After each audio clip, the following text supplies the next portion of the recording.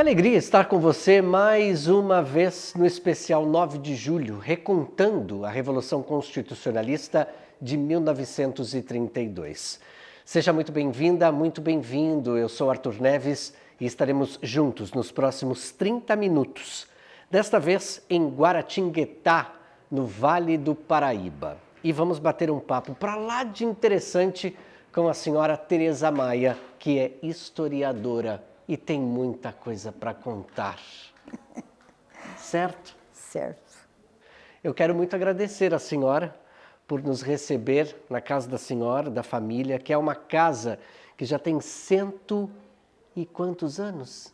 150, né? 150 anos. Vocês não fizeram a conta? Fizemos a conta aqui nos bastidores, 156 anos.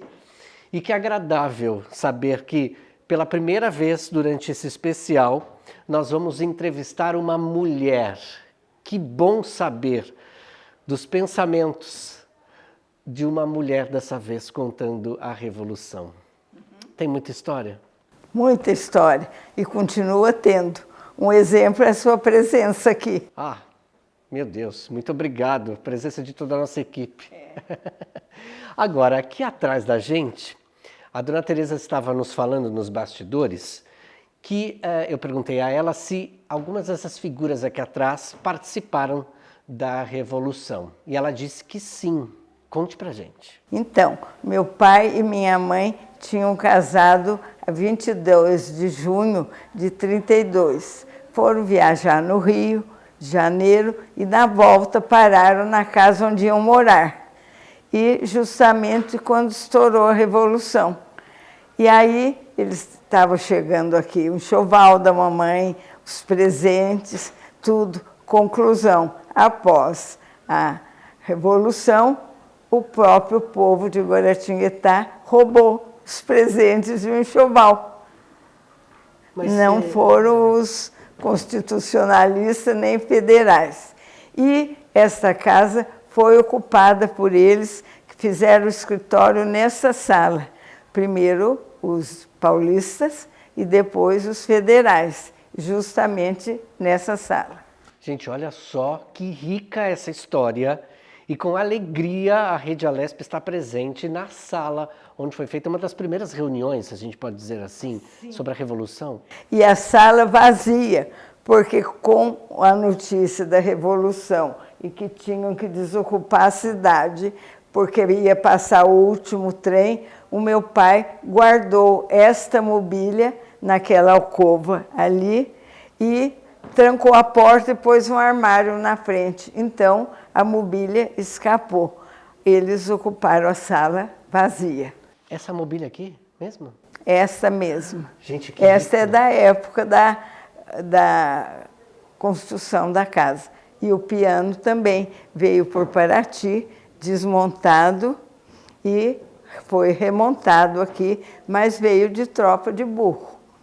Bom, ou seja, você já entendeu tudo que está aí do outro lado, né? Nós estamos perfeitamente no cenário onde aconteceu tudo, gente. Eu fico aqui imaginando as primeiras reuniões acontecendo, o que era tratado.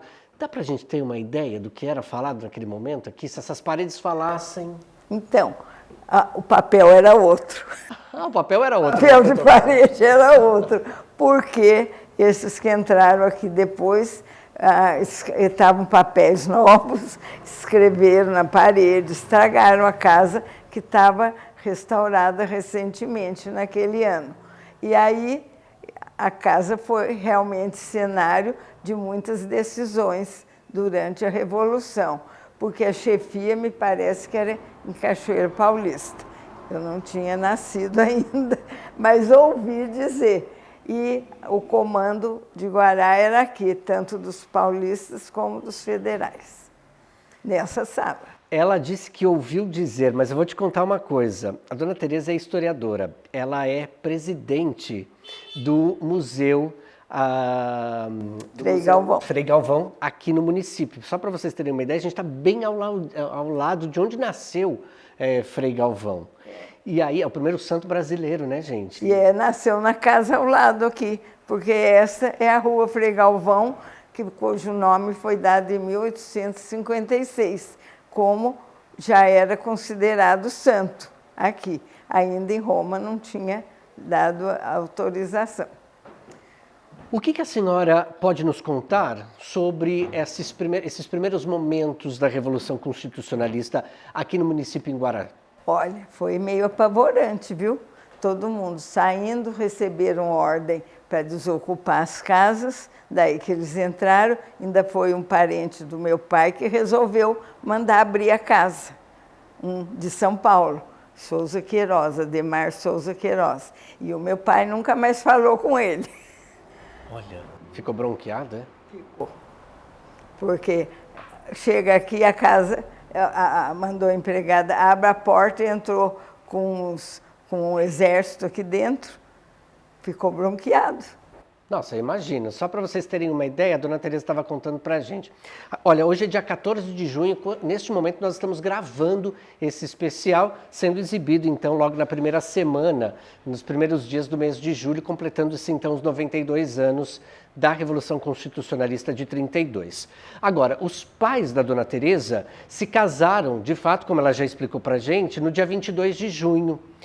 De 1932, ou seja, estava acontecendo tudo que era a revolta no município e essa revolta chegou a essa casa, lugar de reunião, lugar de muitas benfeitorias ou não. Porque a gente vem traçando um perfil também, dona Teresa, para entender o que foi essa revolução de fato. E aí a gente precisa remontar a história, voltando lá em 1891, de repente na primeira Constituição, para entender o que era essa primeira Constituição, para se chegar à segunda e à terceira em 1988, mas essa é uma outra história. Vamos lá, entender o que foi esse motim, o porquê disso tudo. As pessoas não estavam muito satisfeitas com o governo, né? Não deviam estar, não sei, nunca procurei saber isso, mas não estavam, tanto que reuniram vários daqui para serem constitucionalistas, se alistaram. E os que ficaram receberam ordem de desocupar a cidade. Claro que com uma mochilinha na mão, indo para as fazendas ou para São Paulo. A minha mãe, como era de São Paulo, foi para São Paulo com o meu pai. E isso ela contou que foi de pé, o trem lotado daqui em São Paulo, que naquele tempo levava umas 5 horas.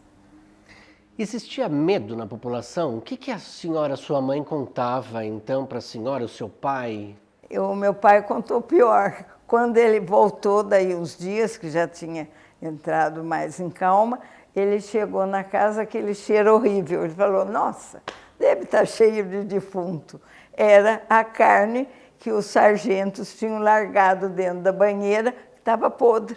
Agora, a cidade inteira, o meu pai contou que era uma mosca só, porque as famílias saíram correndo, largaram os coitados cachorros no quintal, morreram de fome.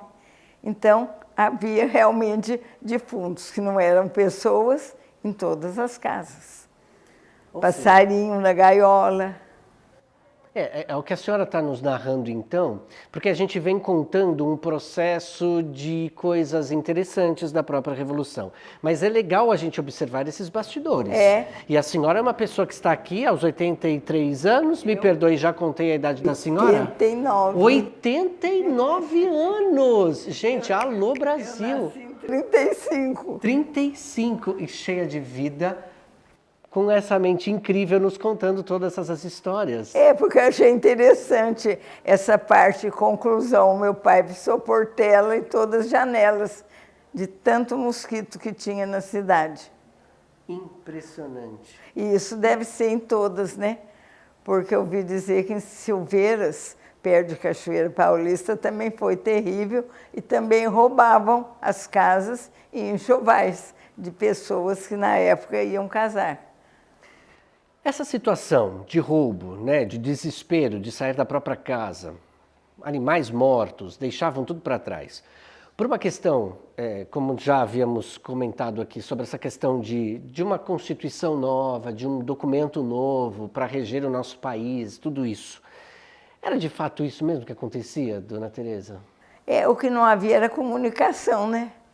Chegava a notícia mais oral do que eu acho que nem rádio tinha para explicar, porque o povo mesmo não sabia de nada, nem o que estava acontecendo.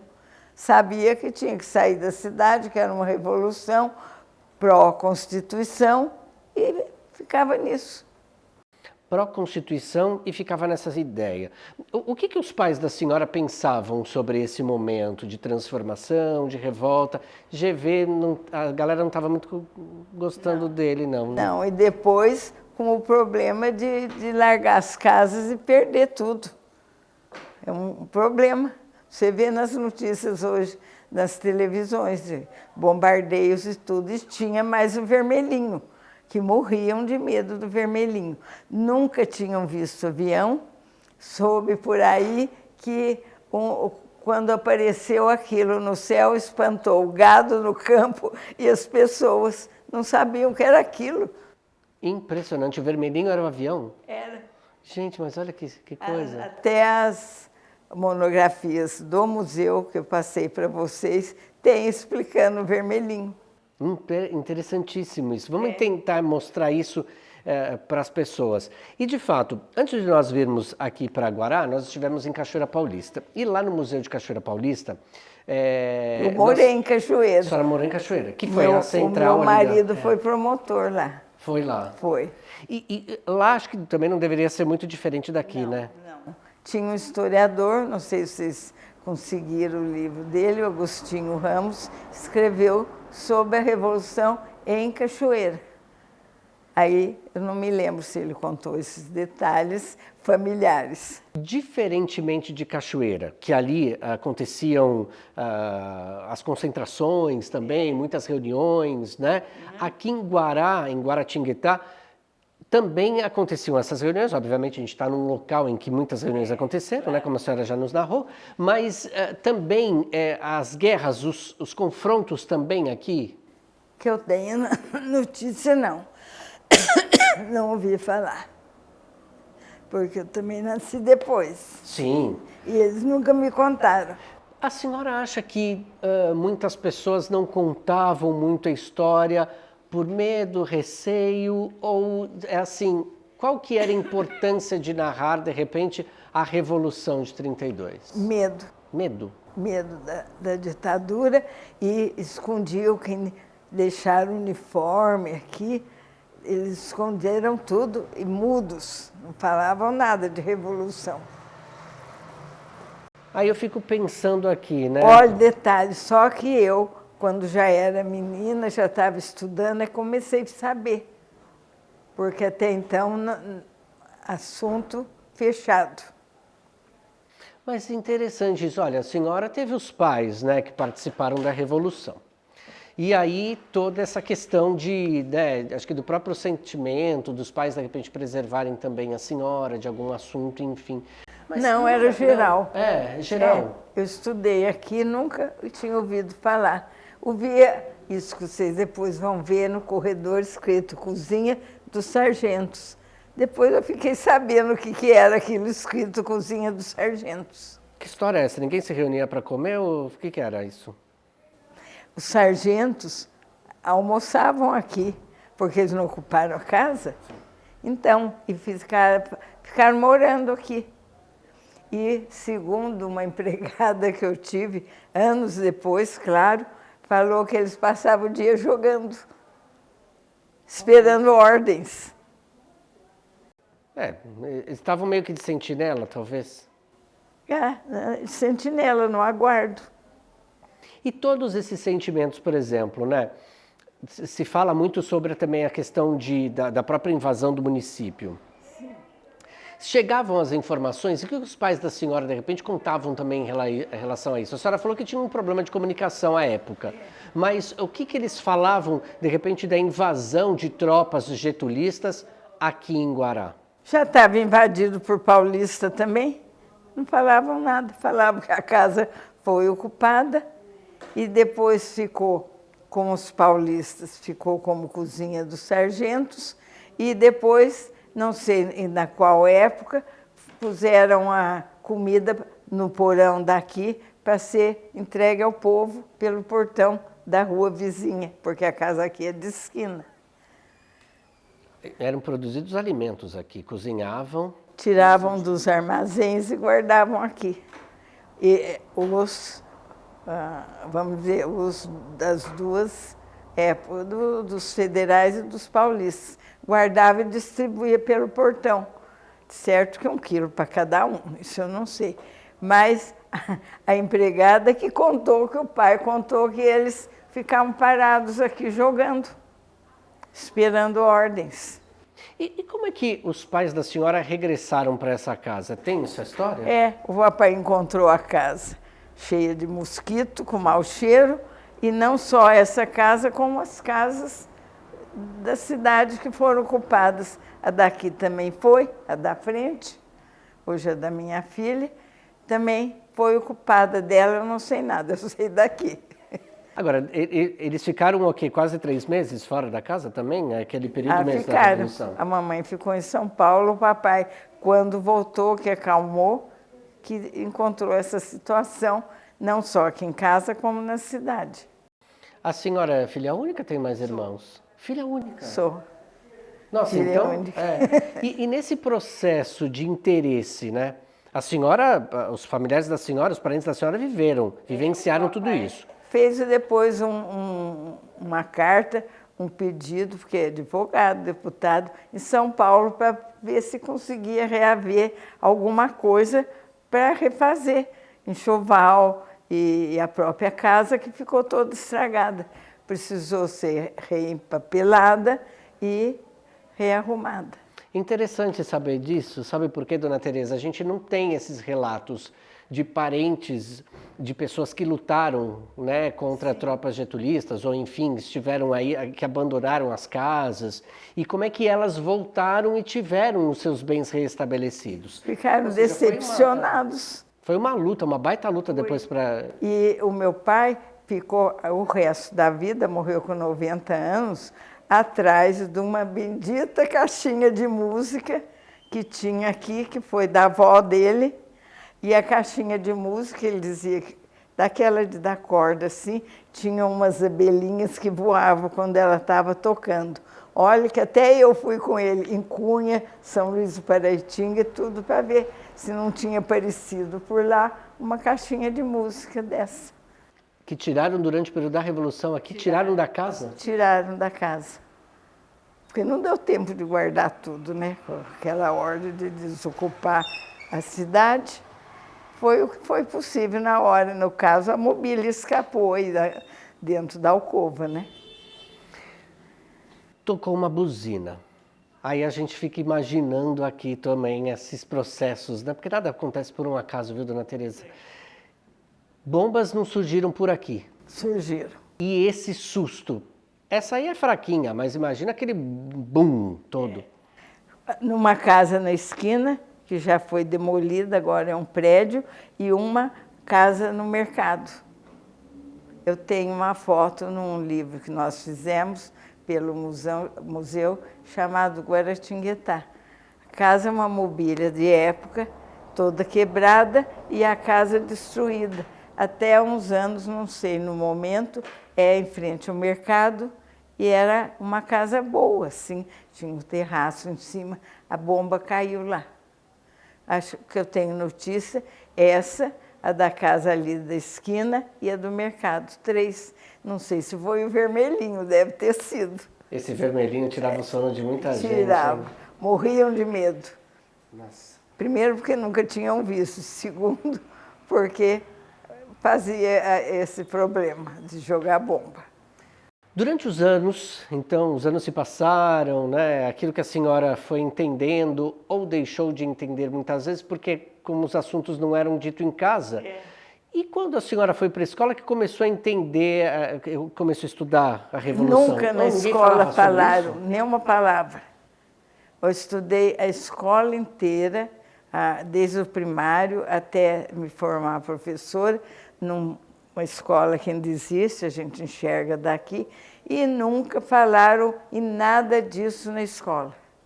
Porque se tivesse falado, eu ia me perguntar, né? Eu fui sabendo depois, aos poucos, assim, de conversa, de tudo. E depois eu achei o documento do papai com um relato do que foi perdido na casa, pedindo alguma forma de reembolsar isso, que não consigo, nem responderam. Eu ia perguntar exatamente isso. E aí, qual foi a resposta? Nada. Nada.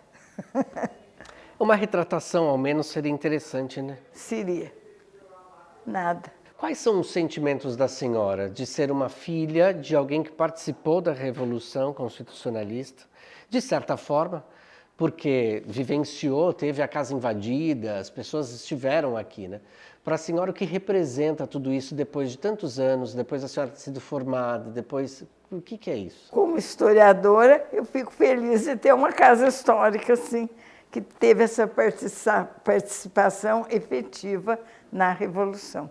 Tanto que o que eles deixaram aqui, que eles guardaram, está na parede, ela viu lá, na parede do corredor, vocês vão poder filmar. Pensando nessa ideia, a senhora como uma cidadã, o que a senhora pensa sobre a Revolução? A gente tem falado bastante aqui, mas os pensamentos da senhora, de fato isso atendeu a expectativa à época ou não? Acho que atendeu, mas para quem perdeu isso no Vale inteiro, ficou aquela mágoa, né? Das coisas que perderam.